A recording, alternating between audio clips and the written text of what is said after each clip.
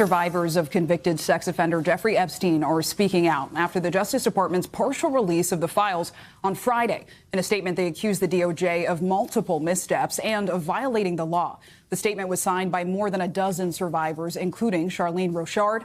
She met Epstein when she was a teenager working as a model in New York. Dani Binthesky also signed. She was introduced to Epstein when she was a 17-year-old aspiring ballerina. Today, those women are channeling their stories of survival into advocacy. And Dani and Charlene join me now. Thank you both so much for making the time. I first just want to start with how you're doing. Dani. Thank you for having us. Yeah, it's complex because on one hand, I feel horribly frustrated at the way this release has gone. It was hard to search things. We feel like it's so incomplete. And then there's another side of me that feels a little bit validated and vindicated because we've been called a hoax so many times that actually at this point, the public now gets to see we are in fact not a hoax. Maria Farmer's statement from 1996 was true. And it is all true. Now it needs to just come out. Charlene, how are you feeling? I know you're also newer to sharing your story so publicly and openly.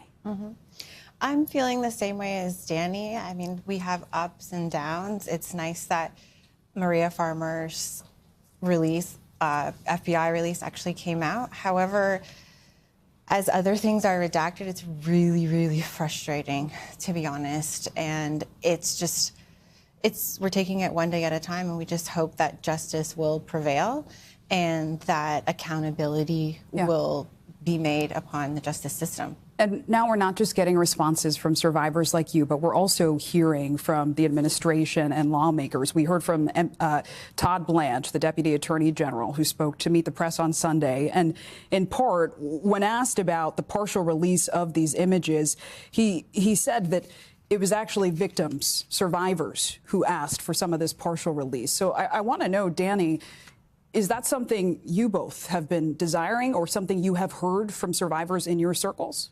Nobody wanted the partial release. Okay, I think that we wanted the full breadth and everything out. We wanted survivors to be redacted, survivor names, survivor faces, but that does not mean 119 pages of black. That means selective and careful redactions, which at this point, I feel like the redaction process was so careless, and that feels like another failure on the system's part. Have either of you heard from any other survivors in your circle asking for some of these images to be pulled back?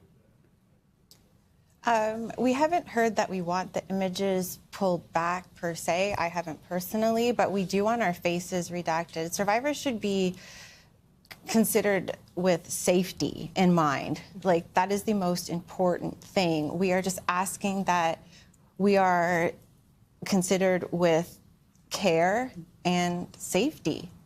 And so, yeah. Yeah, and you mentioned the redactions. Specifically in the statement, you say that the release was abnormal and extreme redactions with no explanation, while numerous victim identities were left unredacted. Charlene, what, in your view, should be disclosed and what shouldn't be?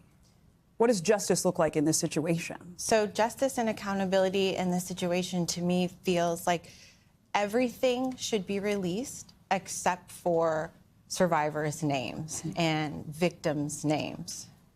You specifically, I've heard speak about the need for systemic change. It's not just about the individual women. Why is that an important point for you? Because we're not doing this just for us. This is a problem with the justice system itself. This is a problem with all of the laws. That's why we had to have a law made. We shouldn't even have gotten to this point. Why did we have to get a law made? Just to be able to get our personal files. It's been 30 years. Why has it been 30 years? And 5 administrations. This is wrong. This is a systemic problem. And it's a systemic problem all across the world. Women need to be treated in a better light.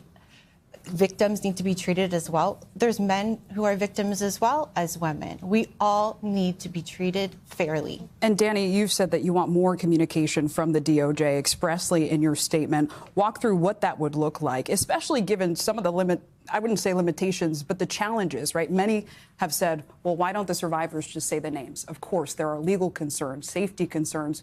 What do you, though, want to hear from the DOJ? I think at this point, survivors deserve answers because there's been such a lack of communication leading up to this. And by lack of communication, I'm talking not just like, of course, reaching out to individual survivors is very hard. I'm talking about our lawyers, that you can go to our lawyers and you can get any single one of us. And so there's just been such a lack of communication across the board. So we definitely want to see more moving forward. More moving forward. Well, thank you both for sharing your stories continually, especially amid this landscape. Charlene, Dani, we really appreciate it. Thank you. Of course. Thank you. We thank you for watching. And remember, stay updated on breaking news and top stories on the NBC News app or watch live on our YouTube channel.